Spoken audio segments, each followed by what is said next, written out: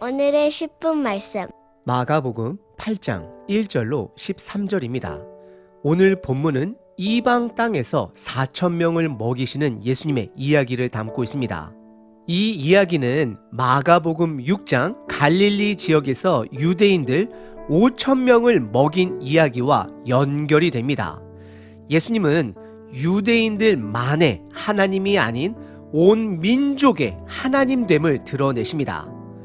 오늘 본문을 구약의 이야기로 풀어서 보자면 다음과 같습니다. 민수기 27장에 보시면 모세가 본인의 사명의 끝이 다가옴을 직감함으로 하나님께 이스라엘을 이끌 수 있는 새로운 리더를 간구합니다. 민수기 27장 16절과 17절입니다. 여호와 모든 육체의 생명의 하나님이시여 원하건대 한 사람을 이 회중 위에 세워서 그로 그들 앞에 출입하며 그들을 인도하여 출입하게 하사 여호와의 회중이 목자 없는 양과 같이 되지 않게 하옵소서라고 기록합니다.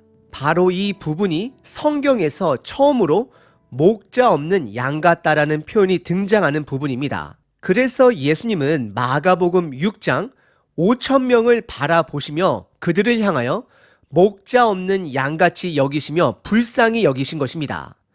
예수님은 모세와 여호수아보다도 온전한 목자 되십니다. 비교할 수 없는 절대 가치를 가진 목자가 됩니다. 그래서 5,000명을 먹이신 이후에 마가복음은 예수님이 누구인가라는 질문을 담고 있는 호수 위를 걸으신 예수님의 이야기를 등장시킵니다. 예수님의 정체성에 관련된 질문입니다. 다시 한번 세 가지로 정리해보면 첫 번째, 불쌍히 여기시고, 두 번째, 먹이시고, 세 번째, 예수님의 정체성 관련 질문이 따라옵니다. 이와 동일한 패턴이 오늘 본문을 시작으로 이어집니다. 예수님은 동일하게 이방인 4,000명을 보시고 불쌍히 여기십니다. 그리고 그들을 먹이시고 종교 지도자들이 예수님의 정체성과 권위에 도전하는 요구를 하게 됩니다.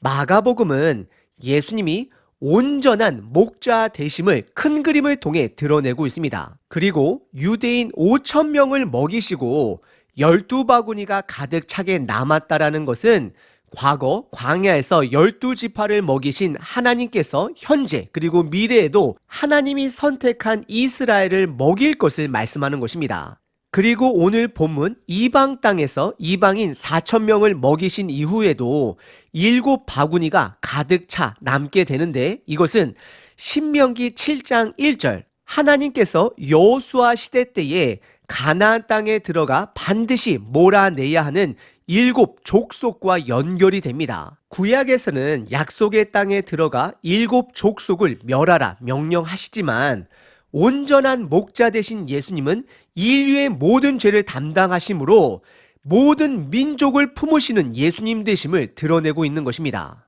예수님의 목자 되심은, 구세주 되심은 모든 민족에게 열려 있습니다. 예수님이 시작한 나라는 새로운 나라입니다. 그래서 예수님은 7장에서 사람을 부정하게 만드는 것은 음식이 아니고 마음임을 강조하며 모든 정결법을 폐지하십니다. 이제는 모든 음식이 다 깨끗하다라고 선언하십니다. 오늘 본문을 통해 율법이 아닌 전통이 아닌 믿음으로 더 큰 하나님의 나라를 보실 수 있는 저와 여러분 되시길 바랍니다. 오늘 본문은 두 가지 이야기를 담고 있습니다. 첫 번째는 이방 땅에서 이방인 4,000명을 먹이시는 예수님 사건입니다. 두 번째는 바리새인들의 요청을 거부하는 예수님입니다. 첫 번째 부분은 4,000명을 먹이시는 예수님의 사건입니다. 1절부터 10절입니다.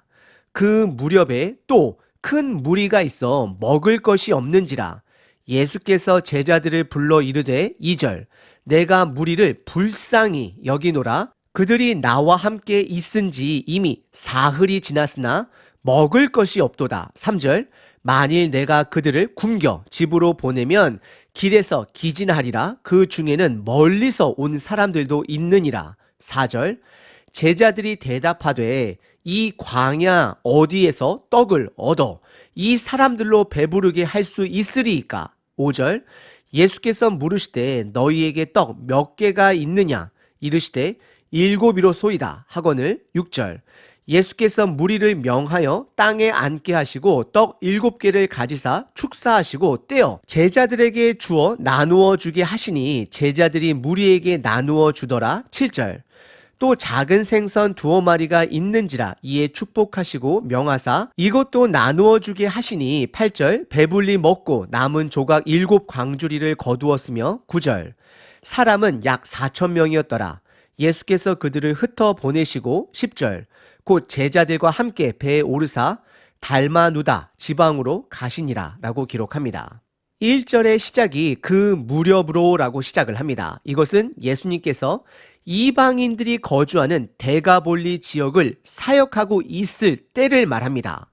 그리고 이어서 2가지 정보를 줍니다. 첫 번째는 그때에 큰 무리가 예수와 함께 있었다라고 말을 합니다. 그리고 2번째는 그들에게 먹을 것이 없다라고 말씀하십니다. 그래서 예수님은 제자들을 부르십니다. 이번에도 제자들을 통해 그들을 공급하길 원하십니다. 그래서 2절에 보시면 예수님은 무리를 불쌍히 여기시며 그들이 3일 동안 먹지 못하고 예수님과 함께 있었음을 기록합니다. 3일 동안 분명 예수님의 가르침과 치유 사건들이 있었을 것입니다. 이 큰 무리들은 이런 예수님을 떠나지 않습니다. 왜냐하면 세상에서 소망을 보지 못한 이들이기 때문입니다. 그래서 예수님은 이들을 향하여 불쌍히 여기십니다. 그래서 이들을 집으로 돌려보내게 되면 먼 곳에서 온 자들, 즉 북쪽 지역의 두로나 시돈 지역에서부터 따라온 자들은 사막과 산맥을 지나 약 3일 이상 돌아가야 하기 때문에 이들이 가는 길에 기진맥진해질 것을 제자들에게 알려주십니다. 그래서 제자들에게 이들을 먹이라라고 간접적으로 말씀하십니다. 하지만 제자들의 반응은 4절에 보시면 오병이어 사건을 이미 경험했음에도 불구하고 이 사막에서 어디서 음식을 구해 먹일 수 있는지 예수님께 되묻게 됩니다. 그렇습니다. 이 제자들의 모습이 저와 여러분들의 모습입니다. 우리들의 성장은 매우 더딥니다. 그러자 예수님은 5절에 떡 몇 개가 있는지 물으시고 제자들은 7개가 있다라고 답을 합니다. 그리고 예수님은 오병이어 때와 동일하게 그들을 군중들을 앉히시고 떡을 갖고 감사 기도를 하신 이후에 무리들에게 나누어 주게 됩니다. 그리고 7절에 작은 생선 2마리를 누군가 가져오게 됩니다. 아마도 소금에 절인 생선이었을 것입니다. 예수님은 동일하게 감사 기도를 하신 이후에 나눠주게 합니다. 그리고 결론적으로는 8절과 9절에 약 4,000명 이상이 배불리 먹고 남은 바구니가 7개에 가득 찼다라고 성경은 기록합니다. 그리고 예수님은 그들을 흩어 보내시고 본인은 10절에 배를 타고 달마누다라는 지방으로 이동했음을 기록합니다. 달마누다라는 지방은 갈릴리 호수 서쪽에 있는 도시로 추정을 합니다. 오늘 본문의 첫 번째 부분은 이방 땅에서 4,000명을 먹이시는 예수님입니다. 두 번째 부분은 바리새인의 요청을 거부하시는 예수님입니다. 11절서부터 13절입니다. 바리새인들이 나와서 예수를 힐난하며 그를 시험하여 하늘로부터 오는 표적을 구하거늘. 12절 예수께서 마음속으로 깊이 탄식하시며 이르시되 어찌하여 이 세대가 표적을 구하느냐? 내가 진실로 너희에게 이르노니 이 세대에 표적을 주지 아니하리라 하시고 13절 그들을 떠나 다시 배에 올라 건너편으로 가시니라 라고 기록합니다. 바리새인들은 예수님께 무엇을 요청했을까요? 먼저 11절에 보시면 2가지 단어가 바리새인들의 자세를 드러냅니다. 첫 번째는 힐난입니다.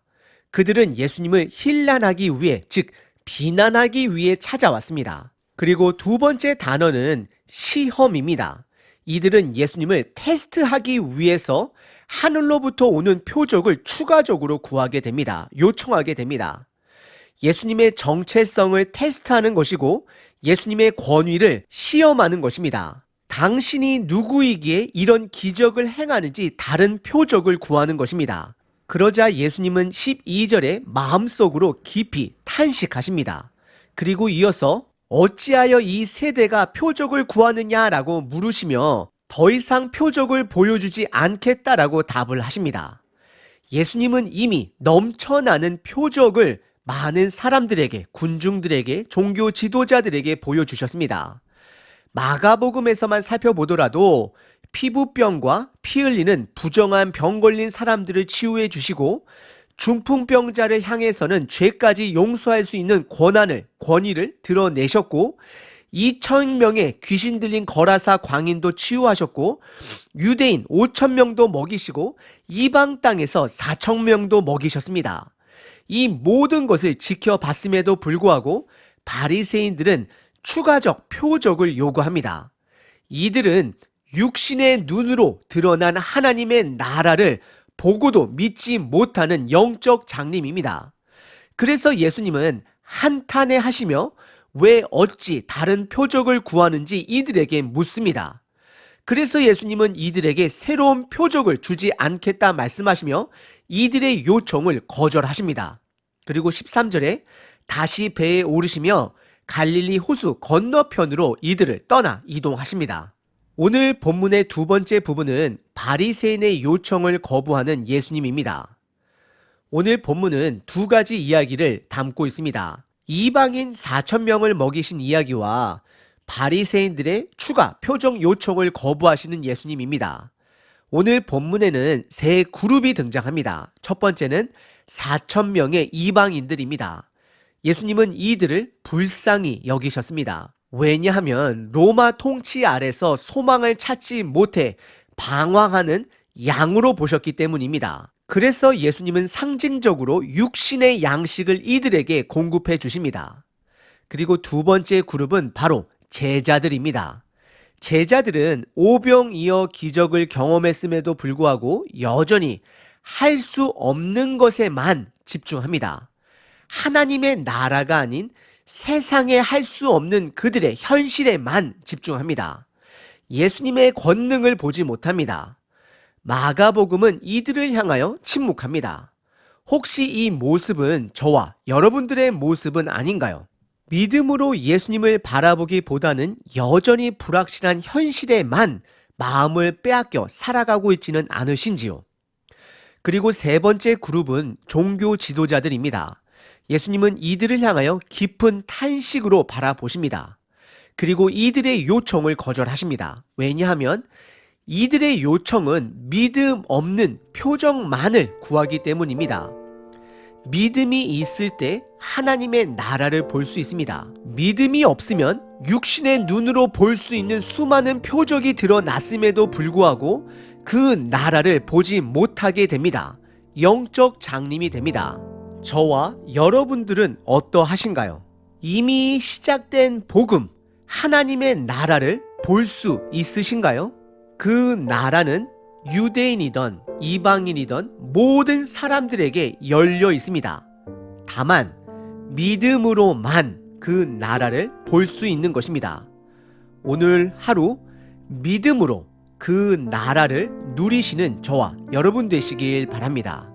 365일 기도문입니다. 시편 121편 3절 여호와께서 너를 실족하지 아니하게 하시며 너를 지키시는 이가 졸지 아니하시리로다.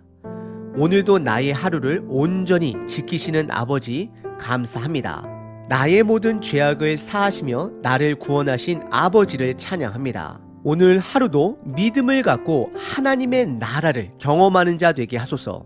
세상의 현실이 나로 하여금 낙담하지 않게 하소서. 예수님이 시작하신 그 하나님 나라의 소망을 두고 살아가는 자 되게 하소서. 예수님만이 나의 우리 모든 인류의 온전한 목자 되심을 선포합니다. 그분과 동행하는 하루 되길 기도합니다. 목자 되신 예수 그리스도의 이름으로 기도합니다. 아멘. 항상 기뻐하라. 쉬지 말고 기도하라. 범사에 감사하라.